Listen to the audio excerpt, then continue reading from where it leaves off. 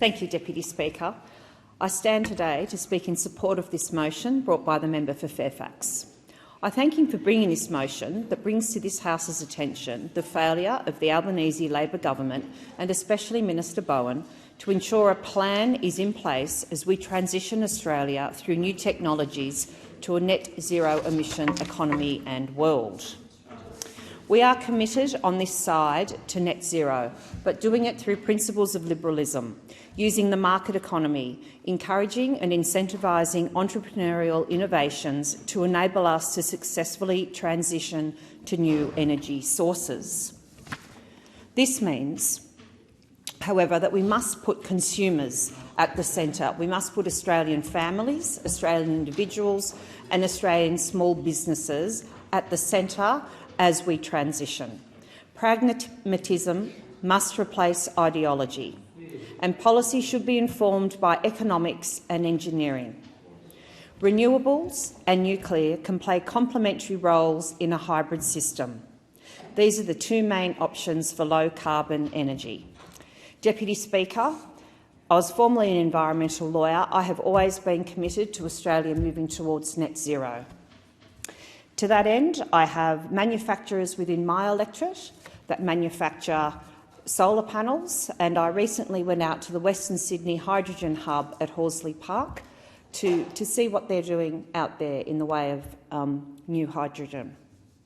So, Deputy Speaker, we have two options for low-carbon energy. At the moment, the government has not put forward any plan to address and to look at something, nuclear energy, that could potentially help us to address the current and the future energy crisis.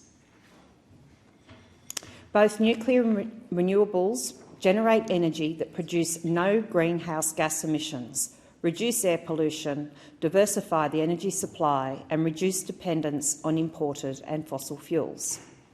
Due to Australia's natural abundance of sunshine and wind, there's widespread political, institutional and corporate support to underwrite technologies, projects and investments in the renewables sector. This is appropriate and, Deputy Speaker, it is something I've always supported, that we transition and use nuclear and use renewables in a far greater capacity than we have done in the past. Nuclear technologies could potentially help us to address this energy crisis as well. However, Deputy Speaker, due to the intractability of Labor and others in this place to even consider the potential that nuclear technologies could deliver to address our current and future energy needs, we are seeing a situation where the government has us trying to get off at the wharf, to get off the boat before we are at the wharf. Deputy Speaker, I know that there is concern throughout some parts of Australia still about nuclear, particularly when we have a look at there have been some disasters in other parts of the world. However, as I said in my first speech in this place, my 15-year-old self that wore no nuclear T-shirts and had photos and posters of Peter Garrett and Midnight Oil throughout my bedroom would acknowledge now that the nuclear of the 21st century is very different to the nuclear of the past. We in this place owe it to the Australians that elected us into this place to address some of the biggest challenges that arise for us today.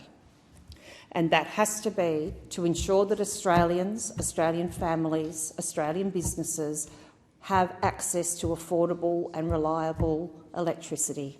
To do anything less than that is a travesty, Deputy Speaker. Deputy Speaker, ensuring our energy supply is also a very important part of our national defence and the entire security of our citizens.